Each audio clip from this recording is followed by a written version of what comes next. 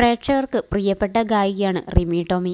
ഗായിക എന്നതിനൊപ്പം മികച്ച എൻ്റർടൈനർ കൂടിയായി റിമി ടോമി വളരെ പെട്ടെന്നാണ് കരിയറിൽ ശ്രദ്ധിക്കപ്പെട്ടത്. സ്റ്റേജ് ഷോകളിൽ നിന്നും പിന്നണി ഗാനരംഗത്തേക്കും റിമി ടോമി കടന്നു. ടെലിവിഷൻ ഷോ അവതാരകർക്കിടയിൽ റിമി എന്നും വ്യത്യസ്തയായി. ഇക്കാലയളവിനിടെ റിമിയുടെ ലുക്കിൽ വന്ന മാറ്റങ്ങളും ഏറെയാണ്.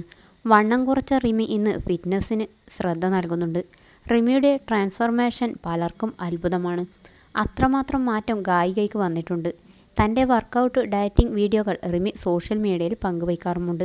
ഇപ്പോഴിതാ തൻ്റെ വർക്കൗട്ടിനെക്കുറിച്ച് സംസാരിക്കുകയാണ് റിമി ടോമി. ഫ്ലവേഴ്സ് ടിവിയിലാണ് പ്രതികരണം. പണ്ട് സ്ലിം ബ്യൂട്ടിയായിരുന്നു, പിന്നീട് നന്നായി ഭക്ഷണം കഴിച്ചു, പിന്നെ എനിക്ക് തന്നെ ഭയങ്കര ബുദ്ധിമുട്ടായി.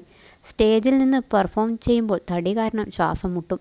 സാരി എടുക്കുമ്പോൾ അതിനിടയിൽ ബെൽറ്റ് ഇടണം, ബെൽറ്റ് മുറുകി ഇറുകിപ്പിടുത്തം തനിക്ക് പറ്റാതായി. ഇപ്പോൾ സാരി എടുക്കുമ്പോൾ സമാധാനമുണ്ട്. ബ്യൂട്ടി കോൺഷ്യസ് ആയിട്ടില്ല.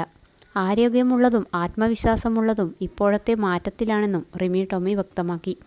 ഇത് എൻ്റെ മാത്രം ചോയ്സാണ്. ഞാൻ എന്നെ കണ്ണാടിയിൽ നോക്കുമ്പോൾ എനിക്ക് ഇഷ്ടപ്പെടുന്നുണ്ടെങ്കിൽ അതാണ് ശ്രദ്ധിക്കേണ്ടത്. അതേസമയം ഇപ്പോൾ വല്ലാത്തൊരു അവസ്ഥയിലാണ് താനെന്ന് റിമി ടോമി പറയുന്നു.